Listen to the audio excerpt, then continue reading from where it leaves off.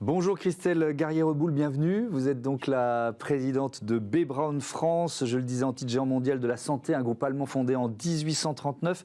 Alors quand je parlais de dispositifs médicaux, c'est un peu réducteur. Vous êtes présent dans quel domaine de la santé ? Dans tous les domaines de la santé, en fait. Oui. Donc, notre portefeuille a ceci de particulier qu'il est extrêmement large. Nous avons également des molécules pharmaceutiques génériques dans notre portefeuille. Nous gérons également des centres de dialyse. Donc, nous sommes également pourvoyeurs de soins au travers de nos centres de dialyse. Et notre portefeuille va des simples pansements et du gel hydroalcoolique jusqu'aux robots utilisés dans les salles d'opération pour aider les chirurgiens. Oui. Donc, vous voyez, c'est extrêmement large. Quand je parle de dispositifs médicaux, c'est vraiment réducteur. Donc, ça veut dire que vos produits, on les trouve partout. On les trouve à l'hôpital, on les trouve chez les patients, on les trouve dans tous ces univers. Est-ce qu'il y a un produit phare de B. Braun ? La perfusion. La perfusion. Oui, donc tout ce qui est autour de la perfusion, c'est autour de cette activité qu'a été construit le groupe B. Braun. Donc ça a commencé donc dans la Rosenapotheke à Melsungen, où le pharmacien qui est à l'origine de la création du groupe a commencé à fabriquer des produits de perfusion, donc des cathéters, évidemment pour inclure également des produits de perfusion dans le corps humain. Donc c'est comme ça que ça a commencé. Et puis en France, je vois qu'il y a 16 établissements de soins, vous l'avez évoqué, oui, spécialisés dans la prise en charge de l'insuffisance rénale chronique. Ça aussi, c'est un axe important de l'activité de B. Braun. Très important, puisque nous sommes industriels. Nous fabriquons tous les produits nécessaires à la dialyse. Ouais. Ça va du traitement d'eau jusqu'aux consommables utilisés par les infirmières quand elles vont piquer les fistules des patients atteints d'insuffisance rénale chronique au stade terminal. En passant par la machine de dialyse, les solutés, enfin, nous faisons tout. Et nous avons également des centres de dialyse partout dans le monde, dont 16 effectivement en France, où nous prenons quotidiennement en charge plus de 1000 patients. Alors quelques chiffres sur B. Braun. France, 2100 collaborateurs, oui, 7 sites de recherche, production, logistique et services, 100 millions d'investissements entre 2018 et 2021. Sur quoi portent ces investissements ? C'est de nouveaux locaux, c'est de la recherche, sur quoi ça porte ? Principalement sur le tissu industriel, oui, donc renouvellement de nos usines, achat de machines, bien évidemment, investissement dans les centres de dialyse. Et nous faisons assez peu d'investissements, mais quand même significatifs sur des sites, typiquement notre siège à Saint-Cloud en 2018, mais ça c'est plutôt l'exception. Normalement, 95% de nos investissements sont sur le tissu industriel, ouais, donc dans les territoires et dans les usines. Et il y a une partie importante des produits B. Braun qui sont fabriqués en France, qui sont exportés, c'est ça ? Oui, plus de 80% de notre production est exportée. Donc c'est le Made in France. Hein. Nous sommes présents partout dans le monde. Oui, oui. C'est le Made in France d'un groupe allemand. Mais ça, on a bien compris la logique. Alors on va détailler ensemble votre stratégie RSE. Le premier axe, c'est la réduction de l'empreinte carbone. Mais alors ça suppose déjà de la mesurer. Oui. Est-ce que vous l'avez fait ? Est-ce que vous êtes en train de le faire ? Vous en êtes où ? Alors, nous le faisons puisque c'est une obligation légale sur les scopes 1 et 2 depuis 2010. D'ailleurs, sur ce scope-là, nous savons qu'entre 2016 et 2019, nous avons réussi à réduire nos gaz à effet de serre de 7%. Donc, c'est déjà pas mal. Donc ça, c'est le scope 1 et 2, c'est vos émissions directes. Direct. Voilà. Et nous avons pour ambition de calculer le scope 3, donc les émissions indirectes, tout ce qui est relatif au transport de produits, de marchandises vers les hôpitaux, d'ici fin 2023. Et à partir de là, le groupe s'est engagé pour 2030 à réduire de 50% sur le scope 1 et 2 les gaz à effet de serre. Et nous souhaitons diminuer de 8% sur 2022 et 2023 nos gaz à effet de serre. Donc il faut effectivement calculer d'abord. Il faut d'abord mesurer, savoir d'où on parle. Savoir d'où on part. Ouais. La difficulté évidemment, c'est les émissions indirectes, puisque c'est très compliqué à mesurer, puisque nous dépendons des transporteurs, des partenaires extérieurs pour avoir une vision réelle de nos émissions de gaz à effet de serre. Et sur cette base-là, nous souhaitons diminuer de 8% en 2022 et 2023. Alors, en préparant l'émission, j'ai vu que vous démarrez avec 5 produits et services qui vont faire qui vont être vraiment étudiés sur ce scope 3, c'est ça? De quels produits on parle? Et puis surtout, moi, ce qui m'intéresse, c'est comment on embarque les partenaires, parce que là, ça vous engage vous, mais ça vous engage aussi vos partenaires. Alors sur les produits et services, nous faisons notamment de l'éco-conception sur nos usines en France. Donc j'ai 2 exemples, hein, c'est les sondes urinaires à nos gens. Donc pour un exemple, nous avons des sondes urinaires pour l'incontinence féminine pour l'incontinence, pardon, pour les problèmes féminins. Et ces produits utilisent 70% de moins de matière plastique que les produits concurrents. Donc c'est déjà quelque chose que nous faisons et sur lequel nous communiquons. Nous faisons aussi de l'éco-conception sur les poches de stomathérapie qui sont fabriquées dans notre usine à Saint-Jean-de-Luz. Il y a beaucoup de matières plastiques aussi. Nous travaillons aussi sur la partie ce qu'on appelle vulgairement packaging, hein, les cartons, pour emballer nos produits. Donc nous essayons de réduire au maximum les matières carton pour les hôpitaux derrière. Donc ça, c'est des petits exemples de produits et services sur lesquels nous travaillons. Et après, comment on engage les partenaires? Eh bien, nous avons une directrice RSE que nous emmenons voir nos clients. Donc, par exemple, je prends un client qui est très, très sensible à la RSE, c'est le groupe Elsan. Donc, nous discutons avec nos partenaires, les hôpitaux, pour travailler sur des projets de réduction de gaz à effet de serre. Ça passe par une meilleure gestion de la logistique, du transport, donc moins de livraisons dans la semaine, hein, ça fait moins de gaz à effet de serre. Nous parlons de travailler sur la réutilisation des conteneurs plastiques. Donc, par exemple, les EcoFlac, qui sont un des produits phares du groupe, hein, c'est des bouteilles semi-rigides pour les produits de perfusion. Comment les réutiliser derrière, comment les recycler derrière. Donc ça, ce sont des discussions que nous lançons également avec nos partenaires. Avec évidemment, on parle de santé, des enjeux de sécurité, d'efficacité qui sont majeurs. Donc vous devez arbitrer en permanence, ou alors de toute façon l'impératif de santé c'est l'impératif le plus important et c'est celui qui prime, j'imagine. C'est celui qui prime, bien évidemment, mais il faut bien comprendre que la santé en France, c'est un système qui émet 8% des gaz à effet de serre. Hein, dans l'économie, ça représente, dans l'économie française, dans les activités françaises, c'est 8%. Et dans ces 8%, plus de 50% sont liés à l'achat de médicaments et de dispositifs médicaux. Donc nous avons une responsabilité en tant qu'industriel du secteur pour travailler sur une meilleure prise en charge des impacts environnementaux, parce que ça impacte également la santé, ça impacte la prévention. Donc de vivre dans un air moins pollué, c'est aussi moins de patients à l'hôpital. Évidemment, il ne faut pas oublier l'objectif. Voilà. Alors ce qui est intéressant, on parle de presque d'écosystème, c'est-à-dire que vous nous dites, pour atteindre les objectifs, notamment sur le scope 3, il faut qu'on embarque les partenaires, sauf que vos partenaires, eux aussi, ils ont des objectifs et peut-être ils vous mettent la pression pour leur fournir des produits les plus éco-responsables. Tout à fait. Donc c'est tout l'enjeu de nos discussions et nous, on voit aujourd'hui en France tous les appels d'offres dans la santé, puisque c'est un business qui se fait par appel d'offres, inclut maintenant les objectifs RSE, dont environnemental, dans les critères de choix des professionnels, des partenaires, des fournisseurs. Donc ça, c'est très bien, on est très contents. Maintenant, on aimerait bien que ces critères, une fois inscrits, représentent une part importante de la note des fournisseurs. Nous, on milite pour ça. On souhaiterait qu'il y ait un poids important de la RSE dans les critères de choix des fournisseurs des hôpitaux. Parce que, évidemment, nous, on est pour le circuit court. On est une entreprise familiale européenne. Plus de 32 usines du groupe sont situées en Europe. On est pour le circuit court.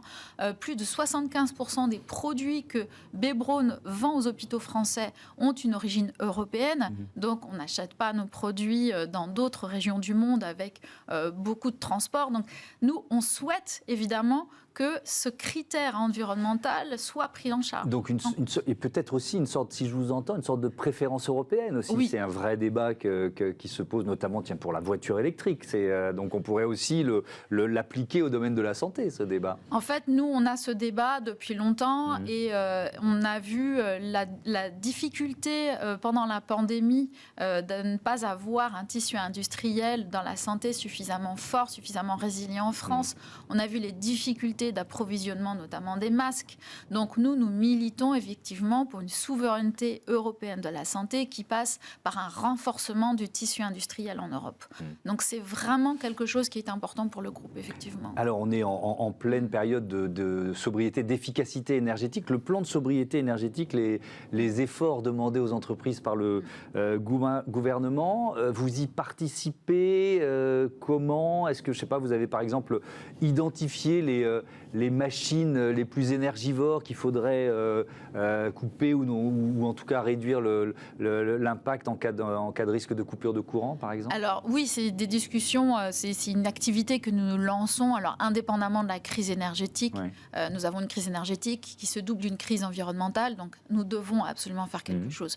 Donc nous avons effectivement augmenté notre consommation énergétique de 8%, mais nous avons augmenté en parallèle de 8% également la part de l'énergie renouvelable dans notre consommation énergétique. Nous réduisons notre consommation d'eau parce que la production industrielle est une production, en tout cas l'extrusion plastique, nos gens utilisent beaucoup d'eau, par exemple.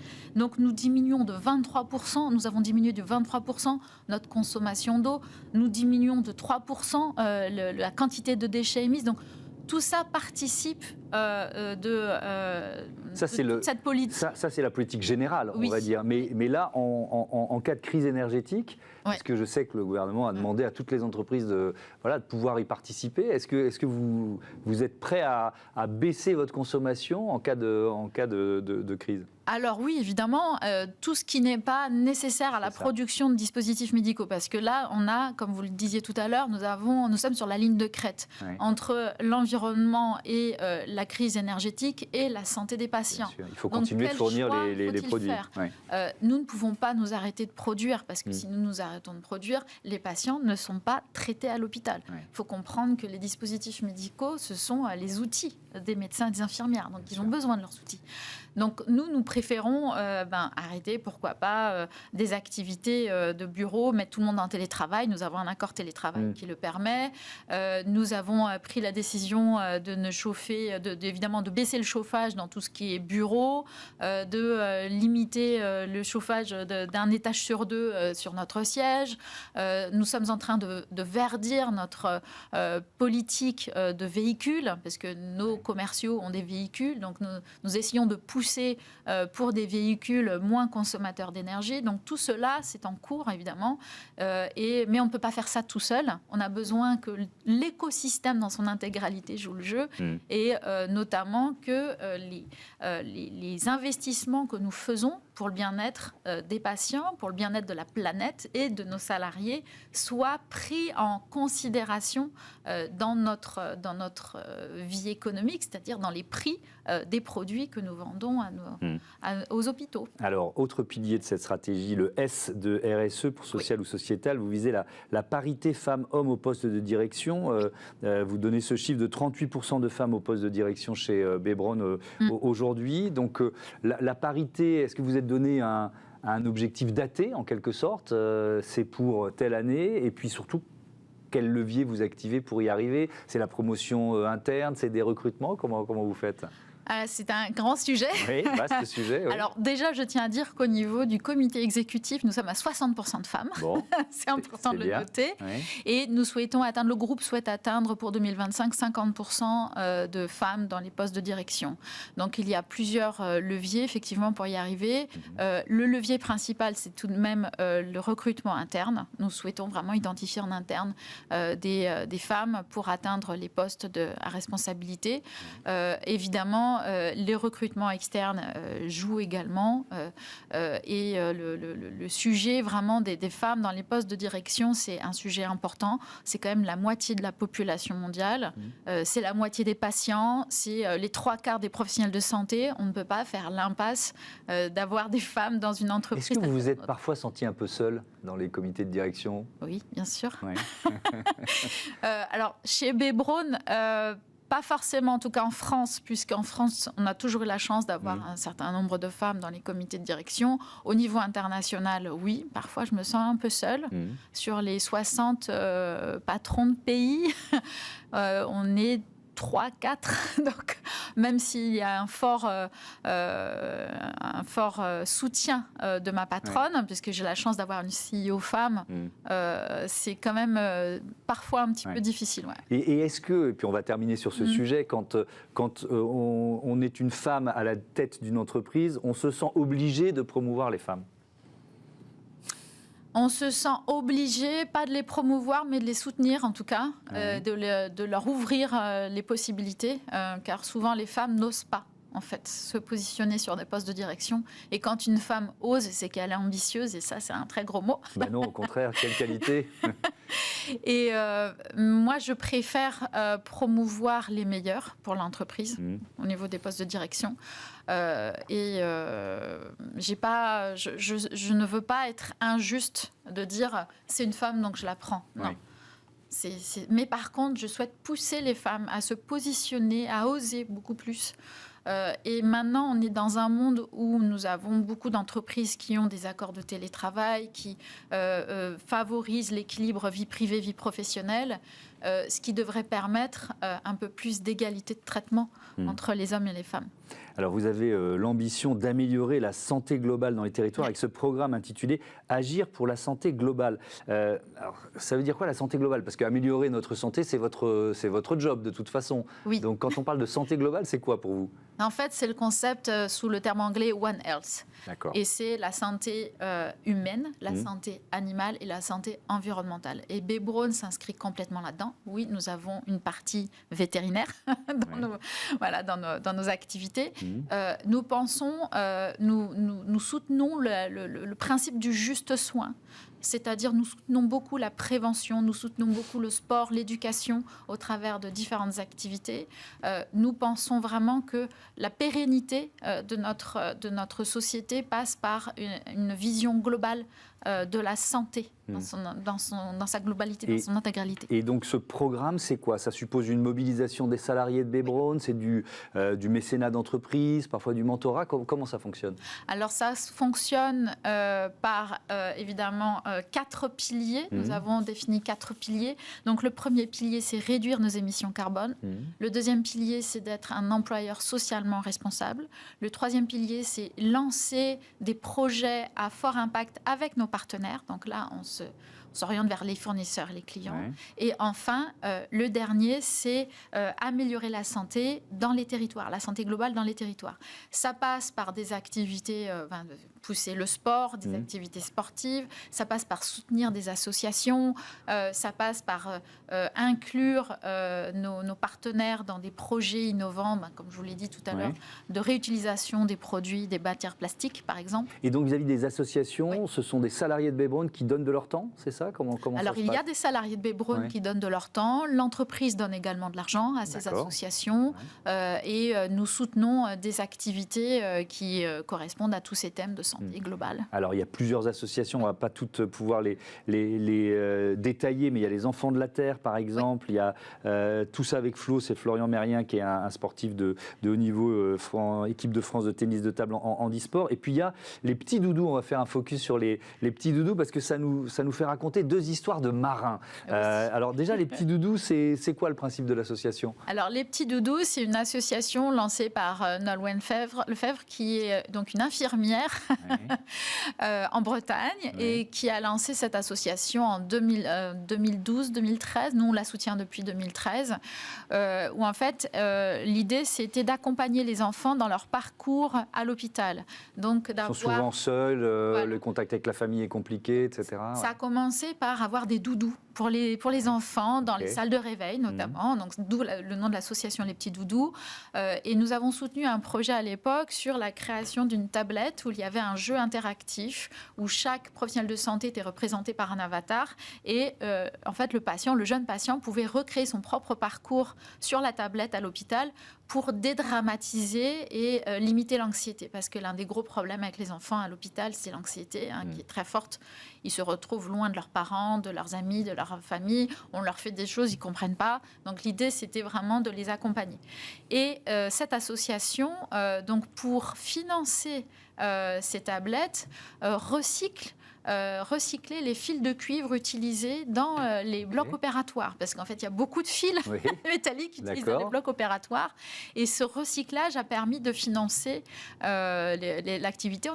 Elle a commencé par un hôpital et maintenant, il y a 110 associations qui relèvent du réseau Les Petits Doudous. Et alors, ça fait le lien avec l'un des marins dont on va parler, c'est Armel Tripon, parce que il est dans une logique de bateau à base de matériaux recyclés, c'est ça? Oui, alors on soutient Les Petits Doudous qui soutiennent Armel Tripon, qui veut créer, qui veut fabriquer un navire, donc un bateau de course à partir de produits recyclés, en fait, de matières recyclées, ce qui est un sacré challenge. Et quand j'ai discuté avec lui, l'idée c'est vraiment de créer un bateau de course, c'est pas de créer un bateau de croisière.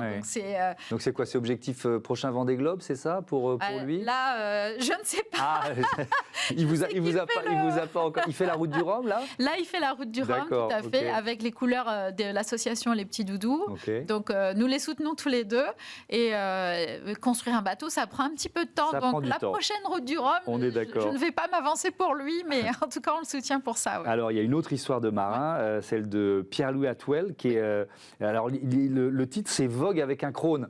Alors parce qu'il est atteint de la maladie de Crohn, c'est ça? Tout à fait. C'est un jeune homme, un homme jeune atteint de la maladie de Crohn, donc qui subit les inconvénients de cette maladie dans la vie de tous les jours. Donc c'est une maladie inflammatoire des intestins, donc c'est quand même très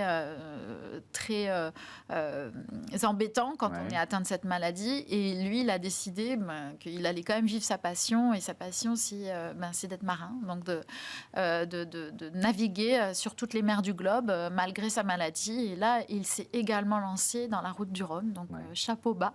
Oui, effectivement, et ça lui permet de sensibiliser évidemment à cette maladie et à cette cause des maladies inflammatoires chroniques de l'intestin. Merci beaucoup Christelle Garrier-Roboulet, à bientôt sur Bismart. On passe à Smart Ideas, notre rubrique consacrée aux startups, et justement on va parler d'inclusion et de handicap.